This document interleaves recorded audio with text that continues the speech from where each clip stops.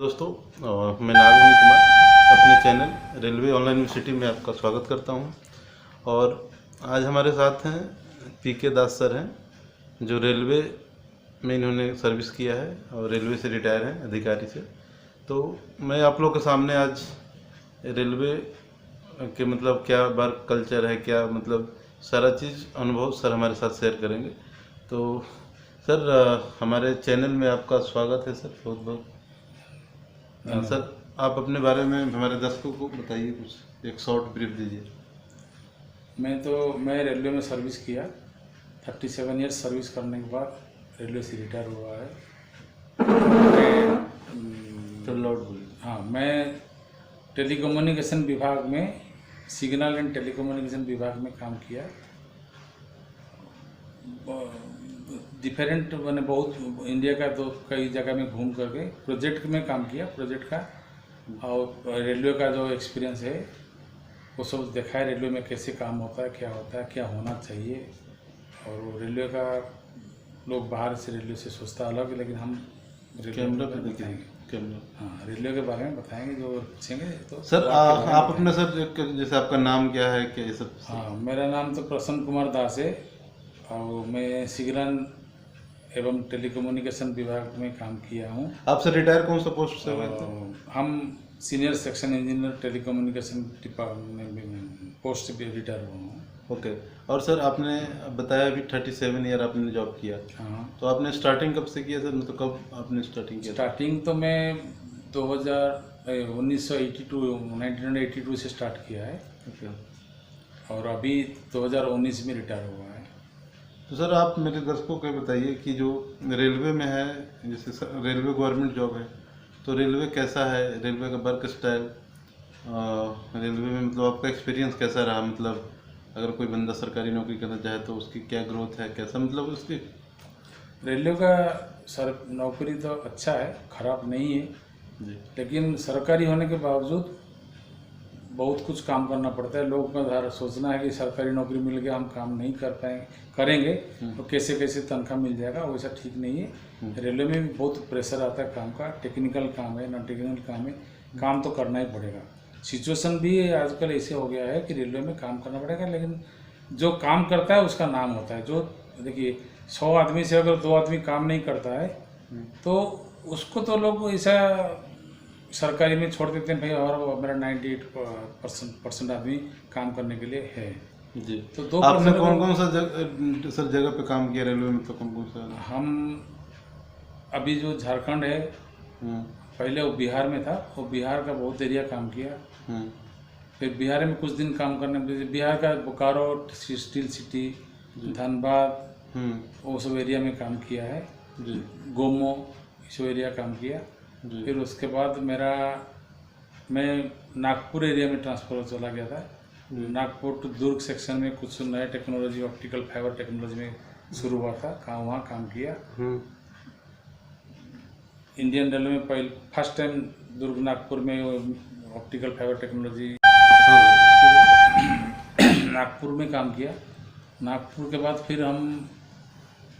फिर झारखंड में आया, ट्रांसफ़र होके वहाँ काम किया। झारखंड एरिया से फिर ट्रांसफ़र होकर आया उड़ीसा में, राउरकेला एरिया में काम किया। राउरकेला में फिर राउरकेला से भुवनेश्वर आया, भुवनेश्वर में काम किया, फिर वहीं से मैं रिटायरमेंट लिया। और सर फिर जो रेलवे है उसमें जैसे आपने बोला आप टेलीकम्युनिकेशन एसएनटी में काम किया, बाकी एसएनटी के अलावा सर क्या क्या डिपार्टमेंट होते हैं उसमें? रेलवे में तो बहुत सारे डिपार्टमेंट होता है। Operating, signal and telecommunication, electrical, civil engineering, operating, फिर कमर्शियल डिपार्टमेंट, ऐसे और भी कई डिपार्टमेंट हैं, जैसे कि कोच पोस्ट देखने के लिए coaching department, train lighting department, बहुत सारे डिपार्टमेंट होते हैं। तो अभी मैं सब मेन डिपार्टमेंट है, इस सब में सब अलग अलग डिपार्टमेंट काम करते हैं, अलग अलग विभाग का अलग अलग एक्सपीरियंस। और सर जैसे रेलवे को लाइफलाइन बोला जाता है, जैसे कि अलग अलग बैकग्राउंड के आदमी काम करते हैं उसमें, जो जिस बैकग्राउंड से उसी बैकग्राउंड में काम करते हैं। नहीं, जैसे रेलवे को लाइफलाइन बोला जाता है इंडिया में। हाँ पक्का। और जो अपना इंडियन रेलवे है वर्ल्ड का 4th लार्जेस्ट रेलवे है।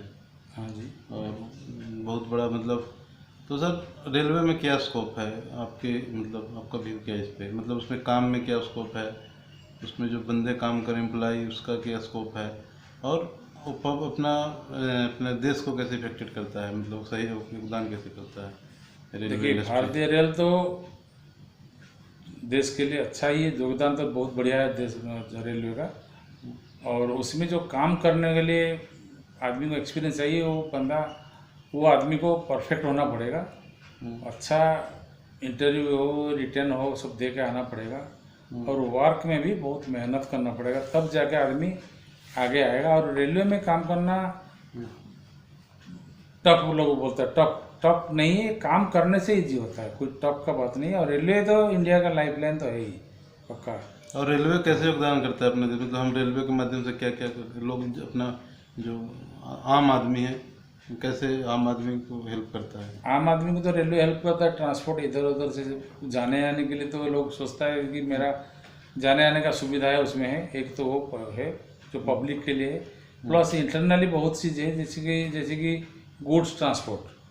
और रेलवे का तो गुड्स ट्रांसपोर्ट इतना इम्पोर्टेंट है रेलवे के लिए, मैंने इस भारत के लिए, जो एक जगह से दूसरा जगह बहुत सारे सामान, सीमेंट हो, अनाज हो, ये तो बहुत ट्रांसपोर्ट जो सामान इधर उधर होना, ले जाना, वो रेलवे के थ्रू बहुत ह्यूज अमाउंट में होता है, जो कि बहुत इफेक्ट करता है रेलवे को, मैंने देश को। तो रेलवे का वो इसीलिए लाइफ लाइन है कि रेलवे तो जैसे कि पब्लिक ट्रांसपोर्ट, पब्लिक जाने आने के लिए कोचिंग ट्रेन्स है, एक्सप्रेस है, मेल है, राजधानी एक्सप्रेस है, बहुत सारी ट्रेन आजकल डिफरेंट नाम में खुल गया है, ट्रेन चल रही है। लेकिन मेन तो गुड्स के लिए भी बहुत फायदा होता है, मतलब कम सस्ता में काफ़ी, मतलब होता है। हाँ, कम सस्ता, चीप एंड बेस्ट। प्लस आजकल तो फैसिलिटी भी अच्छा है रेलवे में जाने आने के लिए, कोई दिक्कत नहीं है। ठीक है, थोड़ा कॉस्ट पब्लिक के लिए बढ़ा है, लेकिन उतना तो बढ़ा नहीं कि जो नॉन एफोर्डेबल है। और सर दूसरा है कि जो रेलवे इंडस्ट्री है वो 24/7 ओपन होता है।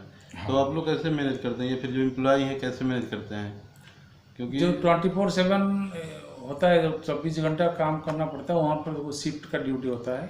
आगे सर कैमरे में देखो। हाँ, वहाँ शिफ्ट का ड्यूटी होता है जी। तो शिफ्ट में लोग ड्यूटी करता है, तो बंद नहीं होता है। रेलवे तो बंद नहीं होगा, उसी हिसाब से कुछ बांटा गया है, ये इतना दूर, ये इतना तक काम करेगा, वो उतना तक काम करेगा, ऐसे के शिफ्ट है, काम बंद नहीं होता। कुछ ऑफिशियल लोग आके जो सवेरे से शाम तक काम करते हैं। और सर फैसिलिटीज क्या क्या रेलवे में, जैसे जो जॉब करते हैं बंदे, हाँ जी, हाँ, उनको क्या क्या फैसिलिटी दिया जाता है रेलवे के द्वारा। रेलवे के द्वारा फैसिलिटी जैसे कि आप तो एक रहने का घर भी मिलता है, रेलवे क्वार्टर्स मिल जाता है जी। प्लस पेमेंट तो मिलेगा ही, तो है सर्विस करेगा, पेमेंट तो मिलेगा ही। रेलवे घर भी हाँ, देता जिसके है। जैसी पद होती है हाँ, उसके हिसाब से। पद के हिसाब से उसका घर मिलता है। और रेलवे में आने जाने के लिए सुविधा ही मिलता है रेलवे का, जो कर्मचारी को उनको पोस्ट के हिसाब से, कैटेगरी हिसाब से उनको प्रिविलेज पास बोलते हैं, जो अपना पास से भी जा सकते हैं। और ऑन ड्यूटी जाने से तो ड्यूटी पास मिलता ही है। प्लस जहाँ जाएंगे रेलवे में, आप कहीं जगह बाहर जाते हैं, अपना सेक्शन छोड़ के बाहर जाते हैं ऑफिशियली काम में, तो रहने का गेस्ट हाउस का भी प्रबंध होता है, रहता है गेस्ट हाउस, वहाँ पर आदमी जाके रह सकता है। कुछ गेस्ट हाउस को भले थोड़ा बिजी रहते हैं, मिलता नहीं है, लेकिन गेस्ट हाउस रेलवे का सब जगह अवेलेबल है। बाकी वो बच्चों को फैसिलिटी, बच्चों को फैसिलिटी पढ़ाने के लिए तो रेलवे में है फैसिलिटी, जैसे कि बच्चों के लिए कुछ पैसा दिया गया है, साल में इतना पैसा एक बच्चा को दिया जाएगा, वो फैसिलिटी मिलता है। कहीं मेडिकल तो फैसिलिटी रेलवे का अपना है, अपना मेडिकल हॉस्पिटल्स है, छोटा छोटा हॉस्पिटल जो भी, बड़ा भी है। और ज़रूरत पड़ेगा तो बड़े हॉस्पिटल को भी फॉरवर्ड करते हैं, प्राइवेट हॉस्पिटल को भी रेलवे हॉस्पिटल से फॉरवर्ड किया जाता है, रेफर कर देते हैं कि भाई यहाँ पर। और सर ये बताइए, जैसे कोई बंदा है नया है, वो तो रेलवे में नौकरी करना चाहे, जैसे, क्योंकि रेलवे तो उसके लिए उन्हें क्या क्या पढ़ाई होना चाहिए और क्या प्रोसेस है उसमें लगने के लिए, मतलब ज्वाइन करने के लिए कैसे मतलब होता है। ज्वाइन के लिए प्रोसेस जो है, जो उसका जो परीक्षा है वो टाइम टू टाइम बदलता रहता है। और अभी तो थोड़ा पोजीशन अलग टाइप का हुआ है, परीक्षा तो देना पड़ेगा, इंटरव्यू रिटर्न टेस्ट देना पड़ेगा, और उसमें आपको पास होना पड़ेगा। और कैटेगरी वाइज जो परीक्षा है, जैसे टेक्निकल कैटेगरी में कोई जाता है, टेक्निकल मतलब जैसे मैं सिग्नल एंड टेलीकम्युनिकेशन से हूँ, कोई आदमी मान लीजिए सिविल में इंजीनियरिंग में जाना चाहता है, कोई, तो वो सबको तो सिविल बैकग्राउंड होना पड़ेगा, जिसको जो सिविल में जाना चाहता है उसका परीक्षा जो होता है रेलवे रिक्रूटमेंट बोर्ड से होता है, उसमें आप उसको अप्लाई करेगा, जैसे निकलेगा रेलवे अप्लाई करना पड़ेगा, पूरी रिटर्न टेस्ट देना पड़ेगा, उसके बाद इंटरव्यू रहता है, वो सिलेक्ट करना पड़ेगा। बैकग्राउंड आपको तो उसी कैटेगरी का होना पड़ेगा। अब कुछ है जैसे कि कॉमन, जैसे कि ऑफिशियल वर्क के लिए क्लरिकल क्लर्क से ये सब डिपार्टमेंट के लिए वो नॉर्मल ग्रेजुएट्स जैसे ही करते हैं, उसको तो ग्रेजुएशन में होना पड़ेगा। लेकिन ये सब काम में सिविल में जाना, सिविल का बैकग्राउंड, इलेक्ट्रिकल में आप सब पोस्टिंग चाहते हैं तो इलेक्ट्रिकल इंजीनियरिंग का बैकग्राउंड होना चाहिए। उसमें ऐसा है, इंजीनियरिंग बैकग्राउंड वाला 2 पोस्ट में 2 जाते हैं। एक तो क्लास 1 पोस्ट जाते हैं जो यूपीएससी कंडक्ट करता है, वो पोस्ट तो कम होता है, लेकिन ऐसे भी रेलवे में सीनियर सेक्शन इंजीनियर में डायरेक्ट जाते हैं पोस्टिंग, वो आप अप्लाई कर सकते हैं जैसे जैसे आपको पोस्ट का वैकेंसी निकले। मतलब आपका कहना है कि उसका वैकेंसी निकलता है, आप उसको अप्लाई करिए, रिटन पास होइए, अप्लाई करें, फिर पीटी मेंस होगा, इंटरव्यू होगा, जैसा मतलब हाँ जो उसके हिसाब से। और कुछ एग्जाम मतलब जो कॉमन होता है, मतलब पोस्ट के लिए, और कुछ होते हैं जो मतलब एक कैटेगरीज वाइज होता है, पोस्ट में जो पढ़ाई करेंगे उसी कुछ कैटेगरी जैसे कॉमन ग्रेजुएशन जैसे में, उसके बाद फिर आपको नौकरी लग जाएगा, फिर स्टार्ट हो जाएगा। हाँ। और वो मतलब कितना 60 साल तक रहता है नौकरी? कितना 60 साल तक नौकरी रहता है। कुछ पोस्ट में प्रोविजनरी पीरियड जैसे ट्रेनिंग पीरियड 1 साल 6 महीना का रहता है। उसके बाद उम्र एज तो 60 साल तक ही रहेगा जैसे बाकी सब गवर्नमेंट में। उसमें सर क्या मिलता है फैसिलिटी, जैसे ट्रेनिंग ये सब क्या मतलब उसका, फिर उसमें प्रमोशन का क्या है? जैसे एक बार लग गया बंदा तो उसके क्या क्या प्रमोट होंगे, उसका क्या रहेगा? प्रमोशन तो रेलवे में बहुत सारे कैटेगरी वाइज प्रमोशन का बनाया गया है। प्रमोशन तो मिलेगा ही मिलेगा, मिलता ही प्रमोशन। तो उसके लिए भी कुछ टेस्ट देना पड़ता है, कुछ इसके लिए कुछ पोस्ट के लिए अपना automatically 5 years experience 8 years experience वो सीनियरिटी हिसाब से आता है। अब कुछ कैटेगरी के लिए आपको परीक्षा मतलब रिटन टेस्ट होता है, तो वो रिटन टेस्ट इंटरनली रेलवे अपना इंटरनली कंडक्ट करता है उसका टेस्ट। और उसको सर पोस्टिंग कैसे होता है? मतलब कोई बंदा है तो उसको कहाँ पे डालना है, कैसे होता है? हाँ, ये तो आपको जैसे कि आप कोई रेलवे रिक्रूटमेंट बोर्ड एरिया से पास किया है तो उनका डिमांड, जैसे मान लीजिए पटना रेलवे रिक्रूटमेंट बोर्ड में आप परीक्षा देना चाहते हैं तो अप्लाई किया है, तो उनको जो डिमांड रहेगा पटना रेलवे रिक्रूटमेंट बोर्ड को, जैसे कोई भागलपुर साइड से, कभी गया साइड से, कभी मुगलसराय साइड से, जो डिवीजन का जो रेलवे का जितना डिमांड रहेगा उसी हिसाब से आपको वो भेजेंगे, तो आप जाकर वहाँ ज्वाइन करेंगे। कभी कभी क्या होता है कि जैसे रिक्रूटमेंट भुवनेश्वर में है, रेलवे रिक्रूटमेंट भुवनेश्वर में, वहाँ अप्लाई करेंगे तो उसका आसपास का उनका डिमांड रहता है। रिक्रूटमेंट बोर्ड को कंसर्न डिवीजन जोन सब कंसर्न जोन जो है उसको ये देते हैं, डिमांड देते हैं कि हमको उसको इतना म्यूचुअल चाहिए। ट्रांसफर बोल सकते हैं क्या? नहीं, म्यूचुअल ट्रांसफर नहीं, आप वो डिमांड देते हैं कि भाई हमको इतना चाहिए। आप अप्लाई ऑल इंडिया में कहीं भी अप्लाई कर सकते हैं। आप अप्लाई किया भुवनेश्वर के लिए तो भुवनेश्वर को जो डिमांड मिला होगा आसपास का तो वहाँ आपको पोस्टिंग देगा। उसके बाद आप ट्रांसफ़र जा सकते हैं, वो सुविधा भी है। आप कुछ दिन काम करिए उस एरिया में, अपना घर एरिया जाते हैं तो म्यूचुअल ट्रांसफ़र है, ऑन डिमांड ट्रांसफ़र है, वो सब है, डिफरेंट है। म्यूचुअल ट्रांसफ़र में तो वहाँ का कोई आदमी आपको पसंद किया, अपना एरिया का यहाँ आना चाहते हैं, यहाँ से आप वहाँ जाना चाहते हैं, आपस में वो फैसिलिटी रहता है। वो सब अप्लाई करना पड़ेगा, आपका अपना डिपार्टमेंट भी आपको छोड़ेगा। सो बहुत सारे ऐसा है, सो रूल लेसन जा सकते हैं, फैसिलिटी है, आप जाने का प्रबंध है, फैसिलिटी है। अगर कोई बंदा चेन्नई में जॉब कर रहा है और वो रहने वाला जैसे मान ली दिल्ली का है, तो दिल्ली आना चाहे तो वो कैसे आएगा? उसका क्या वो आ सकता है, दिल्ली आ सकता है, लेकिन सब्जेक्ट टू अपना जोन के हिसाब से काम होता है। जोन में जैसे कि ईस्ट कोस्ट है, साउदर्न रेलवे है, साउथ ईस्टर्न रेलवे है, ईस्टर्न रेलवे है, नॉर्थ ईस्टर्न रेलवे, जो जिस रेलवे का जोन में पोस्टिंग हुआ है उसी जोन से दूसरा जोन को अगर ट्रांसफर जाना चाहता है तो उसके लिए आपको जैसे म्यूचुअल बोल रहे हैं, वहाँ का कोई अगर आदमी आपका पोस्ट का राजी है तो वो यहाँ आएगा, आप वहाँ जा सकते हैं, और नहीं तो ऐसे थोड़ा मुश्किल है ट्रांसफर। और दूसरा है सर कि जैसे एजुकेशन, जैसे एक बार कोई बंदा अंदर मतलब जॉब में लग गया और वो मान ली कि पढ़ाई करना चाहता है फिर, तो वो सब के लिए कोई फैसिलिटी रेलवे देती है? फैसिलिटी तो रेलवे में टाइम टू टाइम चेंज होता है। फैसिलिटी आपको मुश्किल है, थोड़ा लीव लेके छुट्टी लेके जाना है तो फैसिलिटी, लीव लेके पोस्टिंग आप पढ़ने जा सकते हैं, लेकिन उसका कुछ लिमिटेशन पीरियड है, 6 महीना 1 साल, तो आप उसी बीच में तो उतना कंप्लीट करना पड़ेगा। फिर आपको जो डिपार्टमेंट का हेड होते हैं, आपका जो मतलब ये हुआ है, ये क्या बोलते हैं उसको, शेड्यूल ऑफ पावर के हिसाब से आपका पोस्ट को कौन परमिशन दे सकता है आपको छुट्टी पढ़ने के लिए, उसी से आप जा सकते हैं। और वो परमिशन देते हैं तो आप पढ़ने जा सकते हैं, लेकिन वो पर्टिकुलरली लिमिटेशन पीरियड रहता है। फैसिलिटी तो है, पढ़ने के लिए आप हायर स्टडी कर सकते हैं, लेकिन कुछ आप जो है हायर स्टडी खुद कर सकते हैं घर बैठ के भी, उसके लिए भी रेलवे कुछ फैसिलिटीज तो नहीं है, लेकिन आप करेंगे तो उस करने के बाद रेलवे कुछ फैसिलिटी उसके लिए भी प्रोवाइड। ट्रेनिंग का क्या है, जैसे इंटरनली जैसे जो जॉब कर रहा है उसको ट्रेनिंग ये सब? हाँ, ट्रेनिंग का अपना अपना इंस्टीट्यूशन है, जैसे सिग्नल टेलीकॉम का इंस्टीट्यूशन है ट्रेनिंग के लिए, तो इलेक्ट्रिकल का भी होगा? इलेक्ट्रिकल का भी है, सिविल का भी है। वो बीच बीच में रिफ्रेशर कोर्स, आप तो इनिशियल ट्रेनिंग तो लेना पड़ेगा एक तो, फिर रिफ्रेशर कोर्स भी है, स्टेशन मास्टर्स के लिए भी है, टीटी लोग के लिए भी है, सबके लिए ट्रेनिंग इंस्टीट्यूट है। सारे डिपार्टमेंट का अपना अपना अपना अपना आप जाके अलग अलग जगह में, अलग अलग जोन में, अलग अलग प्राय सब जोन में छोटा टीटी कमर्शियल डिपार्टमेंट है, इन लोग का ट्रेनिंग से रहता है। और सिग्नल टेलीकम्युनिकेशन का जैसे कि जोन में रहता है, और एक तो हैदराबाद सिकंदराबाद में है जो इरिसेट बोलते हैं, वहाँ भी है। सिविल का भी है पुणे में है, इलेक्ट्रिकल का नासिक में है, मैकेनिकल का तो इसी से अलग जगह है। और हर जोन में भी जैसे कि मेंटेनर स्टाफ्स के लिए, technical staff, maintainer lower staff के लिए भी है ट्रेनिंग, आप जा सकते हैं ट्रेनिंग। दूसरा सर, कोई बंदा जैसे ज्वाइन कर लिया रेलवे और अगर वो नौकरी नहीं करना चाहता है तो उसका क्या रिलीव कर देगी रेलवे, या फिर उनको पैसे देने पड़ते हैं, पनिशमेंट? नहीं, ऐसे क्या है, आपको जो ट्रेनिंग कुछ रहता है, ट्रेनिंग आप लिए हैं, कुछ लिया है तो कुछ पैसा छोड़ के जाएंगे तो कुछ लिमिटेड से बहुत कम पैसा देना पड़ेगा, जोड़ के जा सकते हैं, परमिशन दे के भी जा सकते हैं। जहाँ मेनली आप छोड़ के जा सकते हैं, वो तो फैसिलिटी है, उसमें कोई बाउंडेशन नहीं। लेकिन ट्रेनिंग अगर आपको दिया होगा, ट्रेनिंग पीरियड में आपको छोड़ रहे, या ट्रेनिंग के बाद काम नहीं किया तुरंत छोड़ना चाहते हैं, तो कुछ पैसा वेरी मिनिमम आप दे के जा सकते हैं। और अभी सर रेलवे का है, आप जा निजीकरण हो रहा है बहुत बड़े लेवल पे। हाँ। जैसे पहले क्या है कि रेलवे खुद काम करता था, रेलवे का स्टाफ खुद काम करता था, लेकिन आज है कि रेलवे में काफ़ी डेवलपमेंट हो रही है।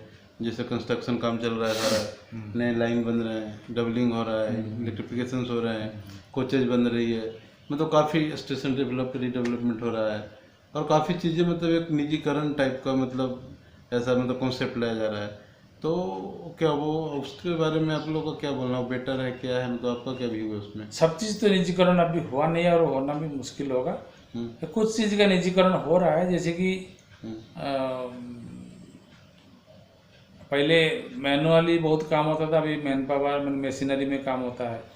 तो कुछ पोस्ट में कुछ एरिया के लिए कुछ सामान, जैसे ट्रेन का कुछ निजीकरण करेगा, लेकिन है तो रेलवे के ऊपर में, सरकार के ऊपर ट्रेन तो लाइन तो रेलवे, मतलब आपके हिसाब से बढ़िया है कि क्या है मतलब निजीकरण? तो देखिए रेलवे का निजीकरण देखिए, अगर वो बोलेंगे हम बढ़िया है तो रेलवे का स्टाफ बोलेगा मेरा नौकरी चलेगा, ऐसे नौकरी किसका नहीं जाता है। निजीकरण में भी निजीकरण जो डिपार्टमेंट लेता है वो स्टाफ को भी लेगा, अब काम करना पड़ेगा। काम करने वाला के लिए कहीं भी कुछ प्रॉब्लम नहीं है। और सर निजीकरण अगर होगा तो कुछ एरिया में जैसे साफ सफाई का निजीकरण हुआ है तो डेवलप तो हुआ है रेलवे का, ठीक है। तो इसी तरह रेलवे में भी बेनिफिशियल है आपके। हाँ, बेनिफिशियल। रेलवे में भी स्टाफ काम करते हैं, ऐसे नहीं कि नहीं करते हैं, तब तो गाड़ी कैसे चलती है, साफ सफाई स्टेशन कैसे चलते, सब काम भी सब मेहनत करते हैं। लेकिन निजीकरण होने से थोड़ा बेटर होगा, मतलब तो सब चीज़ निजीकरण इतना जल्दी संभव नहीं है, ये बहुत बड़े बड़े हायर लेवल का बात है। दूसरा चीज़ है सर कि जैसे रेलवे में जो है, जैसे आपने बताया अभी अलग अलग डिपार्टमेंट होते हैं, जैसे इलेक्ट्रिकल, सिविल, मैकेनिकल, ट्रैक, आपका सर्विस, आरपीएफ, टिकटिंग, ये सब तो सारे एक स्टेशन पे या एक जोन में सब साथ में काम करते हैं। तो उनका मतलब वो कैसा मतलब इंटरफेस कैसे होता है, उनकी मैनेजमेंट? जैसे रेलवे में इंटरफेस तो बहुत ही बढ़िया है, और सब डिपार्टमेंट और सब जगह का अलग है, रेलवे में इंटरफेस बहुत बढ़िया है। कोऑर्डिनेशन तो बहुत ही अच्छा है, हर डिपार्टमेंट दूसरे डिपार्टमेंट से कोऑर्डिनेशन बहुत अच्छा है। इसमें आपस में कोऑर्डिनेशन अच्छा है, इसीलिए इंटरफेस में कोई प्रॉब्लम नहीं, इसमें कोई प्रॉब्लम आता नहीं कभी। और सर अब मतलब हमारा क्वेश्चन तो पूरा हो गया, लास्ट में आप हमारे जो दर्शक हैं या फिर जो रेलवे इंडस्ट्री या फिर, क्योंकि एक तो रेलवे पब्लिक है, मतलब सब लोगों की ज़रूरत है, लाइफ लाइन है। हाँ। तो आप क्या देना चाहते हैं, मतलब लोगों को क्या संदेश देना चाहते हैं, या मेरे चैनल को क्या अब? हाँ, चैनल के थ्रू चैनल तो ये सब जो को आगे बढ़ा रहा है, बहुत ही अच्छा है। ये लोगों को जानकारी भी मिलेगा बहुत सारी चीज़, और पब्लिक को भी क्या, रेलवे को थोड़ा हेल्प सहयोग करे, साफ सफाई में, ट्रैवलिंग में, सब में, कोई भी चीज़ में भी रेलवे को सहयोग करके तो रेलवे आगे बढ़ेगा ही पक्का, मतलब। और देश, रेलवे का डेवलपमेंट हुआ तो हमारा देश का डेवलपमेंट हुआ। और जैसे छोटा मोटा चीज़, टिकट का रेट बढ़ गया, ये बढ़ गया, इसमें नहीं जा करके अपना सहयोग करिए रेलवे को, तो बहुत सारे डिपार्टमेंट, अभी बहुत सारे कंप्लेंट सेल भी खोल दिया गया। आपको कोई प्रॉब्लम है तो कंप्लेंट भी कर सकते हैं, ऑनलाइन भी है ना? ऑनलाइन भी बहुत हो गया है, तो कंप्लेंट कर सकते हैं। बहुत सारे फैसिलिटी अभी धीरे धीरे हो गया, ऑनलाइन टिकटिंग हो गया, ये हो गया, बहुत सारी चीज़ें अभी तो कई डेवलप धीरे धीरे आ रहा है। पहले के कंपेरिजन में बहुत अभी कंप्यूटराइज हो गया, तो इसलिए प्रॉब्लम तो कुछ नहीं है। लेकिन आप थोड़ा सा पब्लिक को ये कि रेलवे को सहयोग करिए, और चैनल को मेरा रिक्वेस्ट है कि इस तरह बहुत सारे चीज़ जो है थोड़ा पब्लिक को दिखाए कि रेलवे के बारे में, कि भाई रेलवे में कोई प्रॉब्लम नहीं है इंडिया में।